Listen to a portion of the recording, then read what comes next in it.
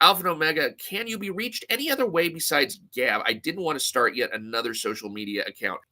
The thing is like I prefer to have Gab as my centralized place of contact because it's just easier there than anywhere else. I don't want to create a whole bunch of social media accounts either, but I'm kind of getting to the point where I'm wondering where is everybody? Because I can't get onto X. I got banned for life from X, so I won't be getting an account there unless someday I start a business and then I'll be posting things under a business ID. But as far as personal stuff, no, not now. As far as Gab goes, I mean, take the effort. That's all I'm saying. Besides, Gab needs more normal people on it. God knows they've got enough neo Nazis and racists and stuff. They just need some normies.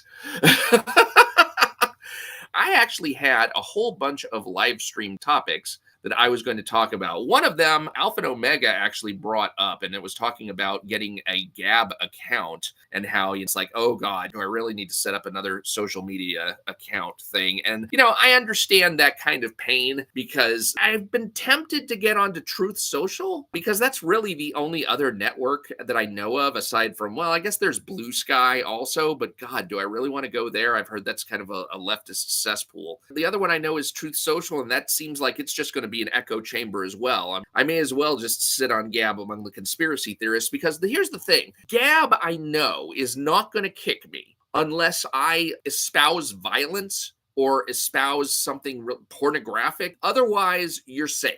There's nothing really you can do on Gab to get yourself kicked off unless you are really soliciting illegal activity or like dumping porn out there. So as long as you don't do any of that, then you're fine. And so that to me is where everybody should go ahead and sign up and get an account because it's the lowest common denominator as far as free speech protections go. You'll always be able to speak your mind there, so long as you don't get into illegal stuff. Getter, I don't even hear about them anymore. And part of it too is the fact that people just prefer certain networks. I mean, I kind of regret getting kicked off of X just because I don't get to talk to the people who are exclusively on X now. I don't see even most of the same people who are on those forums on Gab anywhere. Retro Red Light says Gab is really good. I don't know if I'd say it's really good. I mean, it's really good as far as its free speech protections is concerned, but it's kind of a cesspool when it comes to the types of people who get kicked off of Twitter and have to go there. These are the people who just basically want to say the N-word.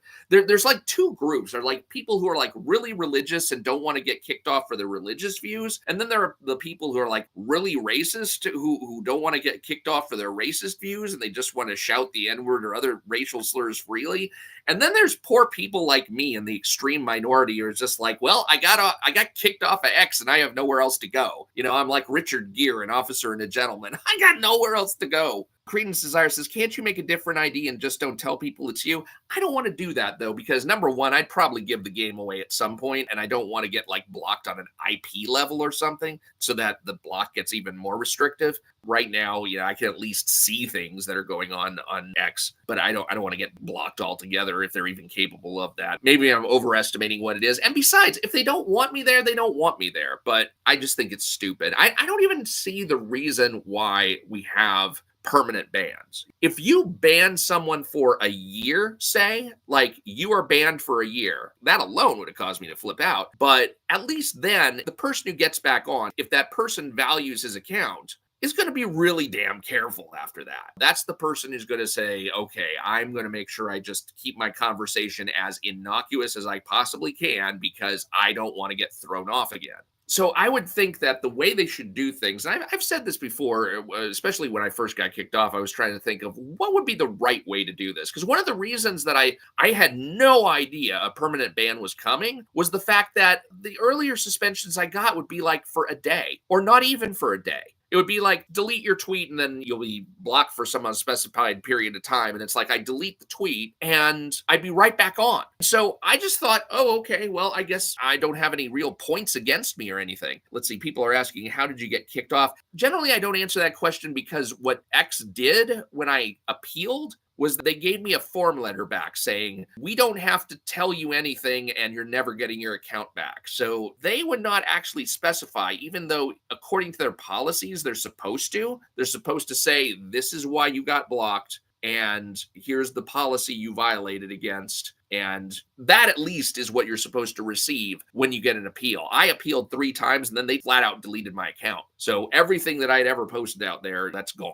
And this was post Elon Musk's takeover. I think it was still called Twitter at the time, but he had bought it. And so I had no idea that that kind of thing was on the way. Have I contacted them directly about the issue? How exactly? Because I thought all of the ways to contact X is you go on X. In fact, that's one of the things that has me worried is if something ever says, well, you can contact our customer support on X. No, I really can't. Yeah, call Elon. He's off duty from the White House now.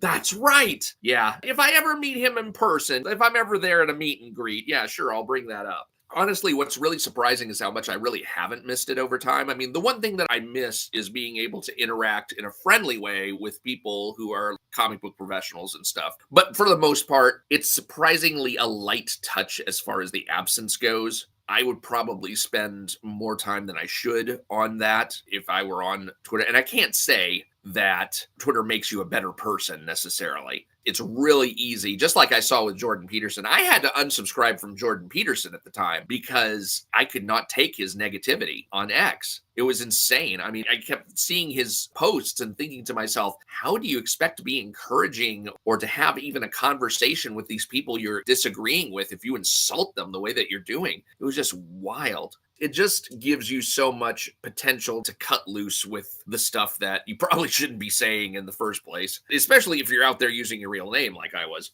One of these days, I assume that I may build a company at some point, and then I'll build an ID for the company. And then if I post anything, it'll be under the company ID and it'll just be company business. But beyond that, X, I don't really need it. But as far as Gab goes, I would really recommend that everybody get themselves a Gab account. I would recommend that everybody get themselves a Rumble account and a BitChute account because I'm on all 3 of those. And if I were ever to get kicked off of YouTube, then that would be the only way that anybody would be able to get a hold of me is through one of those channels. So either Gab, Rumble, or BitChute, you'd be able to get a hold of me that way and continue to see my content.